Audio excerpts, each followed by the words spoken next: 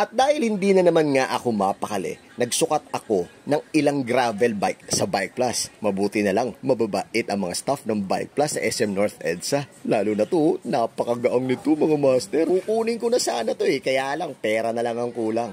Kaya ginawa ko, sinukat ko na lang muna kung sakto ba sa akin ang sukat nito. Mahalaga kasi na kapag bibili ka ng bisikleta, master, face to face mong nakikita at isinusukat yung bisikleta kung aakma ba sa iyong height at pakikiramdaman mo kung iisa kayo ng bisikleta. Yun ang kagandahan nun. Ngayon, alamin na natin kung magkano to mga master at pwede daw utang to Kung wala ka pang cash, edi home credit na natin. Silipin natin kung magkano mga master.